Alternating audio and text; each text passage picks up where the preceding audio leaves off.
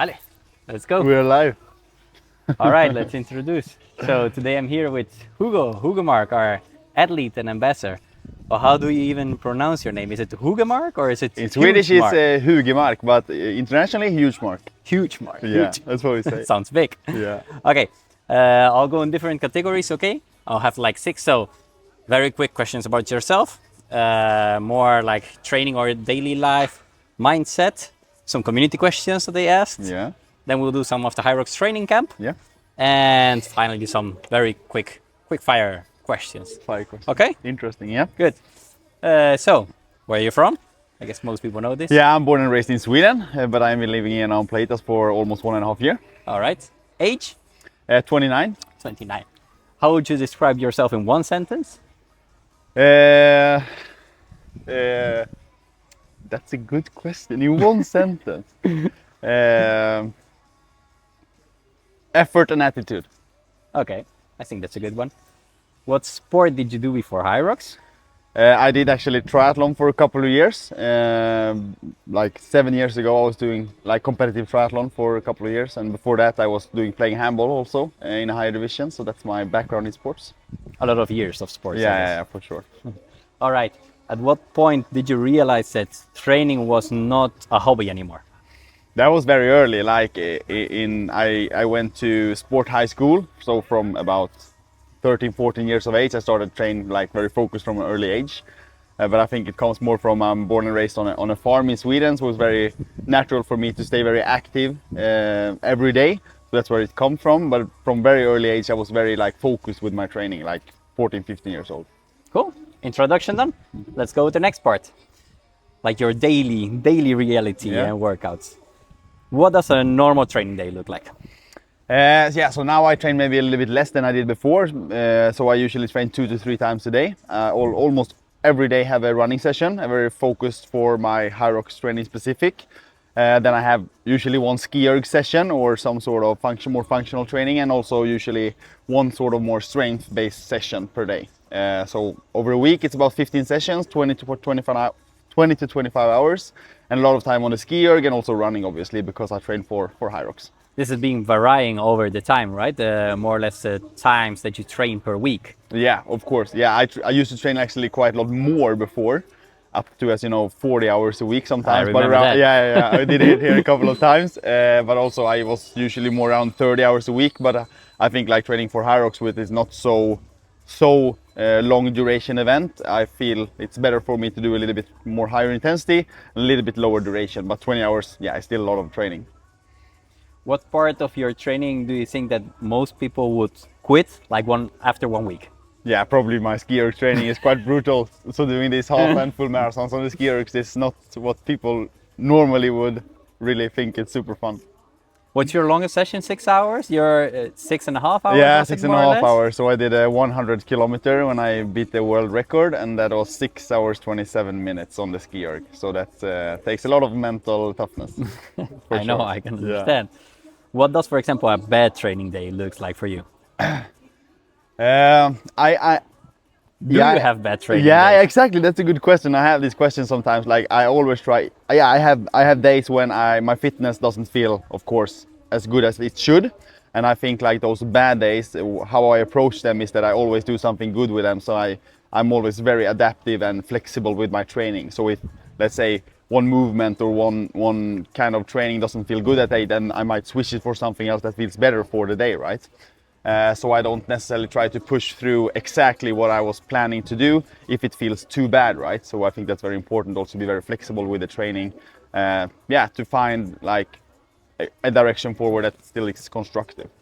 This is something I was pretty curious about. It's like, do you still even feel sore normally after your trainings?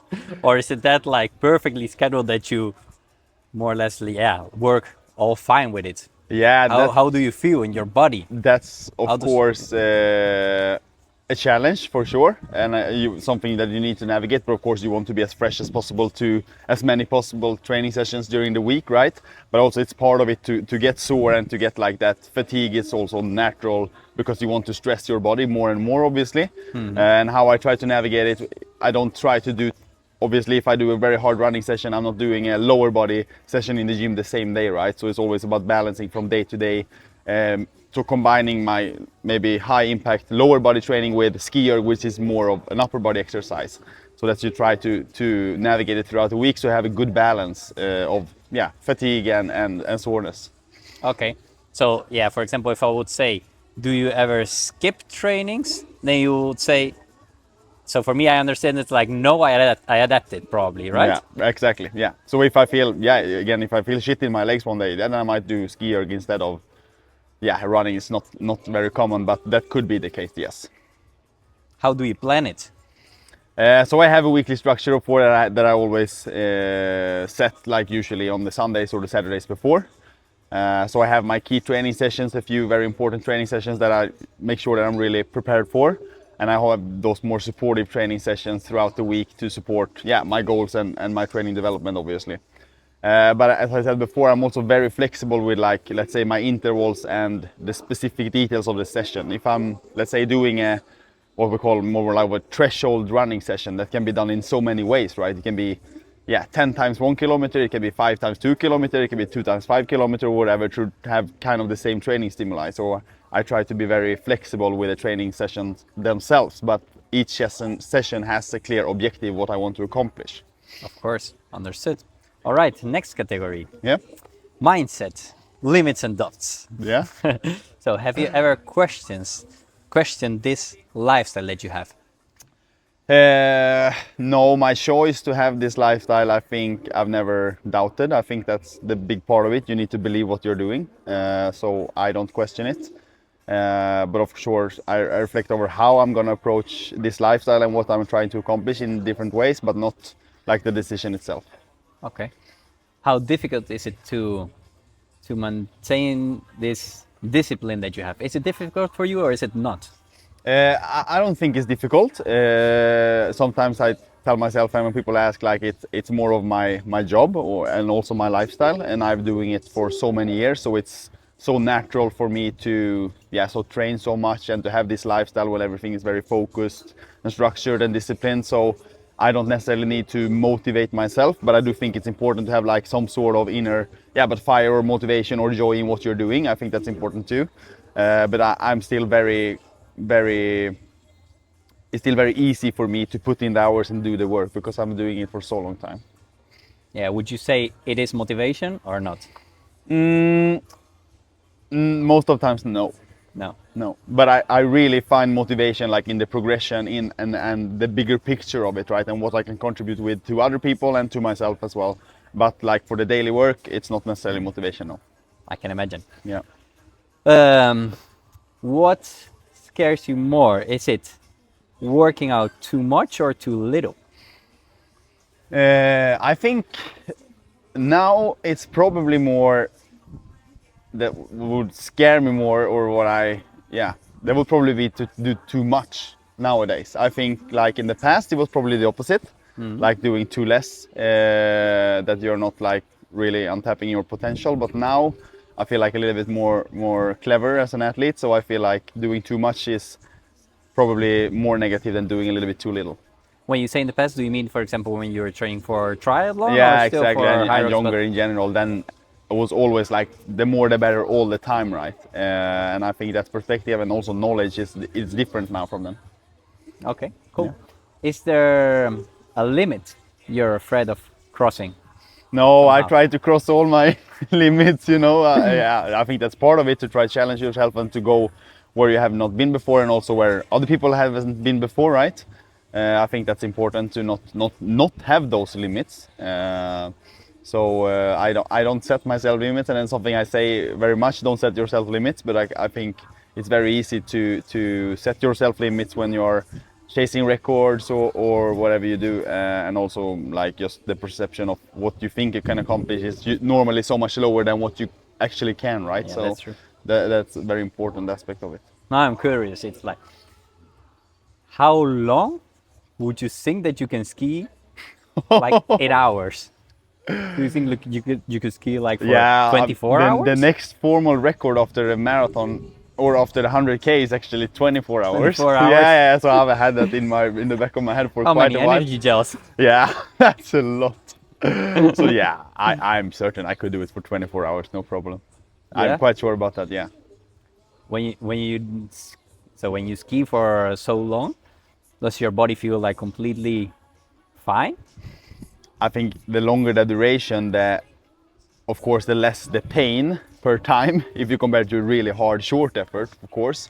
But I mean, those kind of efforts and also longer running comes with more like, yeah, maybe you get wounds or blisters or Yeah, of you course. get these kind of things or cramps or whatever. So it's a little bit different kind of pain. But of course, it comes with another mental aspect of it, right? That's what really is the challenge with those longer ultra distance Yeah, things. that's one of the questions, but they will come with the community, Yeah, on the community part. Yeah. Okay, so next category, let's see. The community questions. Yes. I'll read. I've quite a lot of them, but I'll choose. Any athletes, any role model athletes for you? The answer is no. I don't have any like idols or role models I had like in my childhood either. I don't look up to other people or athletes in that way really. I've like tried to build my own. I try to be my own idol in many ways, right? Yeah. That's cool. Favorite sports team? Do you have any favorite sports? Do you even have time to watch sports? No, I'm not much of a. Let's say I'm not much of a sport. I'm not much of a sports fan in that context. So no, I don't have any favorite sport team. No, I guess it refers to like football team or whatever. But I Yeah. don't follow any sports like that actually. Do you even watch TV? Yeah. I wouldn't say watch TV, but sometimes the TV is on when I'm around. That's how much I can say. Okay. What are your goals for 2026? This goals question I was reflecting over. I usually say, and I tell myself, I don't necessarily set goals. I set standards for myself. I like that answer.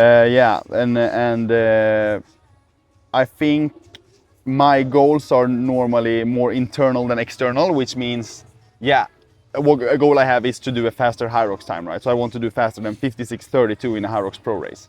And if that's enough for a 5th position or a 1st position, I mean, that's nothing I can control, but my internal goal is obviously to go faster in my HYROX race.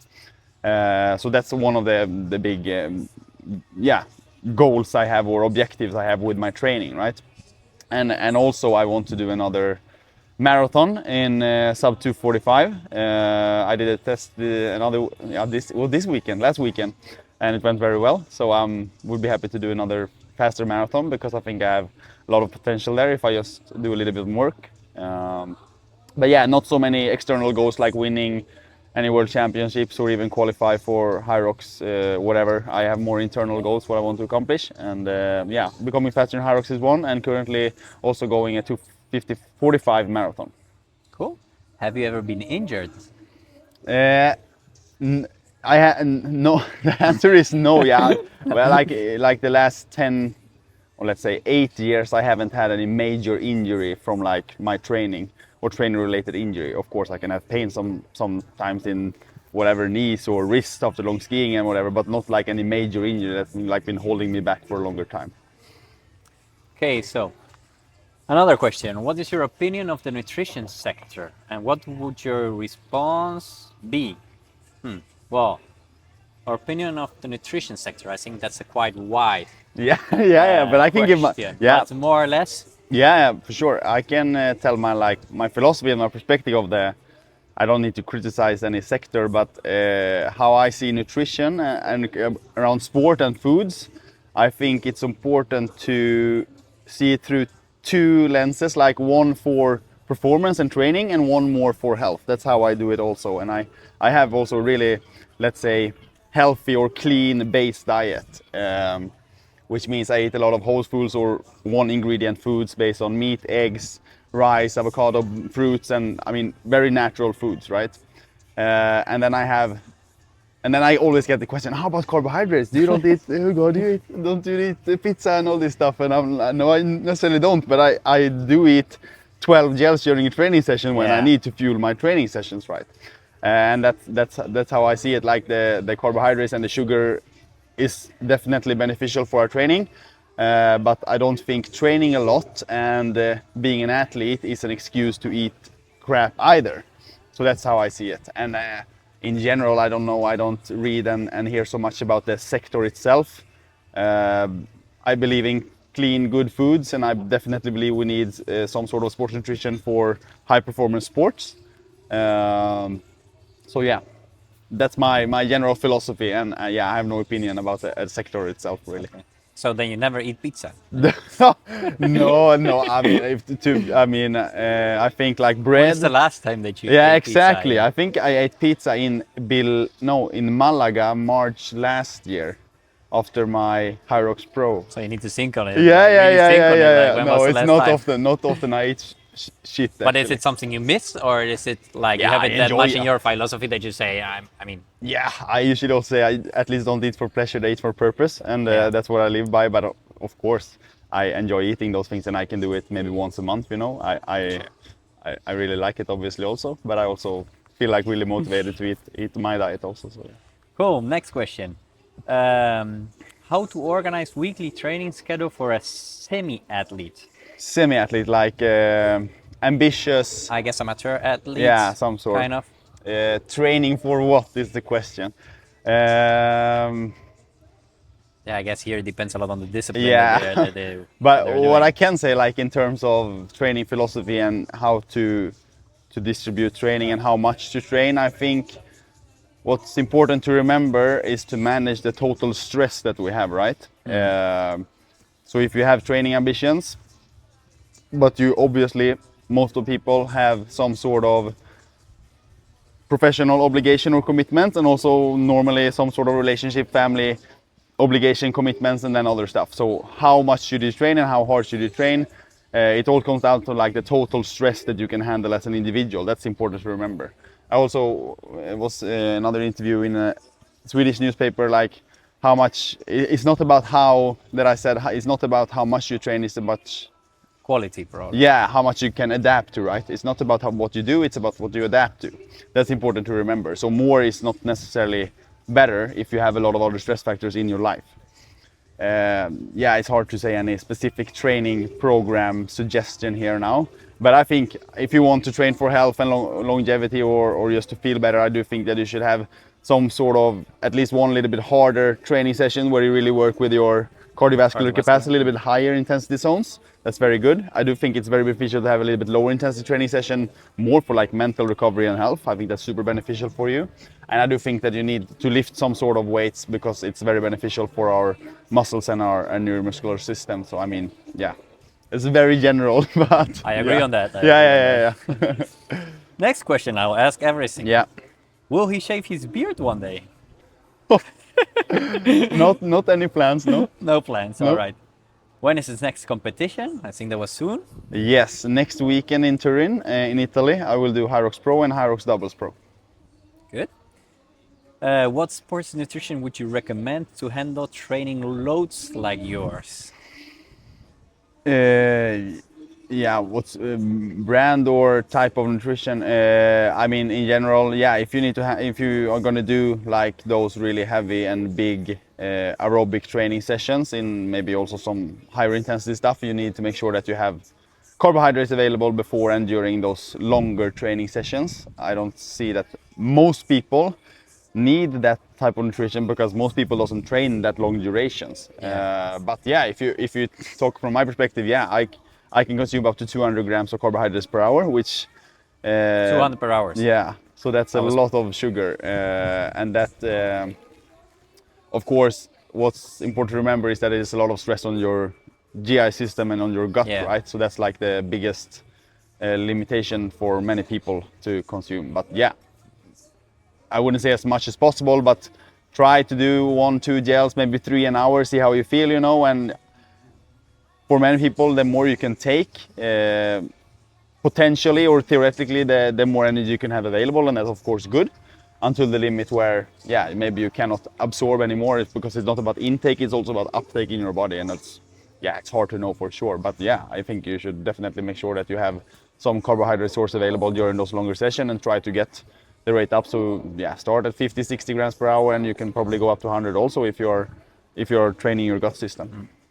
I was talking casually with Jan Stratman this week because he's here now, and he was also telling me that some by some of the athletes it's more about how they can recover and how much they can eat. Because he told me that there were some of them that could eat more, so they could even recover more. Yeah, exactly. It depends also on the amount of carbohydrates that you have on a training session and stuff. That it could be like 180, as you say now, 200 grams. Yeah, that is very extreme. I wouldn't recommend that to anyone actually. But yeah, and again, it's not what for you. Yeah.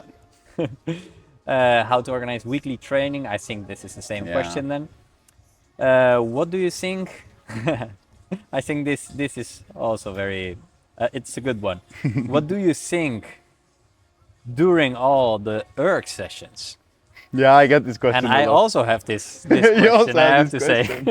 It's like, because for me it goes like on stages a little bit, you know, you start and then at some point you are thinking like, what am I doing right now? You know, like I still have like 1 hour left or something. What do you think on these sessions? Yeah, it's a lot of emotions, obviously. It goes up and down. Most of people who have done some sort of physical longer training session knows this. I mean, sometimes you want to quit, sometimes you feel a little bit good, you know, sometimes you're inspired, but not always.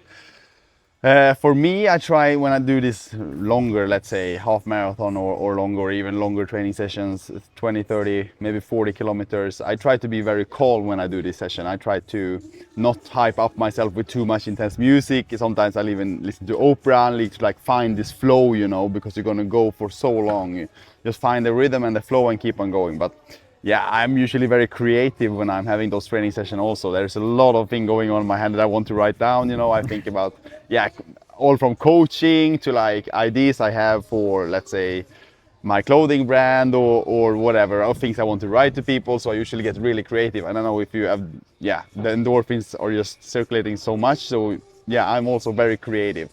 But also sometimes, you know, I embrace that, this is tough, but this is also okay. But I mean, I'm not going to die here. I mean, it's tough, it's painful, and it's important to embrace those emotions and like to do something constructive with them. So it's a lot about just managing emotions and try to find the motivation, or what do you want to call it, to keep on going. So yeah, there's a lot of things going on in my head. There's a lot of things. All right. What was your time in your first HYROX race? So my first HYROX was December 2023, so about 2 years ago in Stockholm. I did Men Pro in 109. 109. Yeah. How long have you been training for HYROX? I guess since then? I didn't train so much. I didn't 2 weeks maybe before that race HYROX, so 2 years total. 2 years. Yeah. What do you eat as a pre-workout snack? Snack, yeah. Is it a snack? Yeah, if it's like very close to the session, the only thing that I might eat is like an energy bar or a banana or yogurt, and honey also works very fine. But if it's like 90 minutes to the session, then that's what I eat. I don't have any other. Rice can be okay sometimes, but very simple, easy foods. Here's the next one. Do you include carbs in your daily diet or only during training? Yeah, of course. I know. I post some pictures of my nutrition where it's like basically only eggs or other stuff, and that people start avocado and eggs. Yeah, exactly. No, I eat carbohydrates in my meals as well, of course.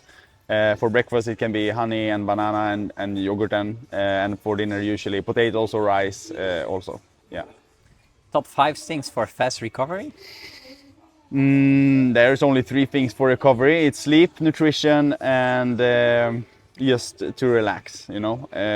Athletes are great at training, but great athletes are also great at chilling or recovering, you know. That's a great skill that's very important for you to have, to really knock off yourself when you need. Like when I went home before after my 2 quite tough training sessions, I'm just completely out in my bed, fall asleep for almost an hour, and that's a great skill to have, and that's something you need to really need to have, so you're not again, like lowering the stress is very important. So stress, if that's the 4th point, then really lower the stress is very important for your recovery. Yeah. Why he never trains? Seems a bit lazy. I guess it's not a question. I guess it's just ironic, right? This is a Spanish question. For when a camp in Spanish, a HYROX camp in Spanish? I mean, we had a lot of Spanish participants last time, and we had no problem with the language actually. But since I'm not professional in Spanish, it's a little bit hard for me to organize a pure Spanish HYROX camp. But for sure, we have we have obviously athletes from Spain and also potentially also coaches from Spain. Is your Spanish improving? Yeah, my Spanish is still a low level, but improving. Yes. Very good. Aren't you eating too less in carbs? They have a lot of questions. Yeah, good regarding question. No, carbs. I eat a lot of carbs. I can eat up to 1,000 grams per day, but not from necessarily pasta and pizza. Ready for some Norwegian HYROX fans in week 8+9. Yeah, I'm always ready for Always new ready. athletes. Yeah. Any tip for good wobbles? If it's like a form question, then I suggest you can do more regular barbell squats. It's usually very good for your mobility. And if you are like lack of strength and posture in the wall ball, I suggest you train with a heavier wall ball. How do you stay so consistent with your training? Yeah, as we touched on before, yeah, I've been doing it for Yeah. many years, and it always comes down to setting a very good structure in your daily life to be consistent with it. And I guess this is almost the same answer because it says how to get stronger while still getting better endurance. Yeah, that's not easy, and it takes time, I would say also. But as we discussed before, it's about balancing like the fatigue and the soreness throughout the week, so you can still have quality in both of the sessions, right? So you're not completely dead in your legs when you're going to do your strength training, because then likely or less you will probably have less training results from those sessions. So you need to build it up progressively, of course, and it takes a lot of time. But you also need to be smart so you are having quality in those sessions on both spectrums. One more. What kind of inner work are you doing? Like, how are you getting the motivation and mindset? But I guess this is Yeah, but it's an interesting question. But no, there's no specific, let's say, spiritual or motivational or even yeah, mindfulness or yoga or this kind of things. I don't do that. But I think like the therapy I have is the hours on the like the ski erg. Yeah, that's the super powerful therapy. Yeah. on therapy. Yeah. All right. Some short HYROX camp questions. Who is the camp for? Who is the HYROX training camp for? Would you say? I usually say like this: fitness is optional, mindset is mandatory. So it doesn't matter if you're super fit or you're a competitive HYROX athlete, or if you're even a HYROX athlete. If you want to learn more about training, and in particular, yeah, HYROX as a training method or racing, whatever, it will definitely give something to everyone to like learn and have knowledge and perspective, not just on HYROX training and racing, but also like becoming more of an athlete and train for longevity or health or whatever. So it's for a very wide group, and you can be here as a super competitive age group athlete, or you can also be here like a completely beginner, just like we had last year. Would you say there is anybody that should not join? I've been coaching so many different athletes and all levels of athletes here on Playitas throughout the years, so I don't see any obstacles with that. But of course, if you're going to come here, you're going to have the mindset that you're going to develop and do your best. I mean, again, that's mandatory. Do you think there is any misconception of people before signing up for the camp? Like that it's like too hard, or Yeah, that I they think, I cannot mean, do in it, or- general, because, I mean, it is very inclusive, but as a HYROX training camp, for many people, it looks like it's very competitive and you need to be a competitive athlete to join, and that's obviously not the case. Cool. What kind of progress can someone realistically have after the camp? I mean, What there's would you say? some like from a more like execution or technical perspective, you can have quite quick fixes and even improving on the day. You know, if you learn how to move properly on the sled or the skier, that's, I mean, that's obvious adjustment and improvements that we see or I see here every day.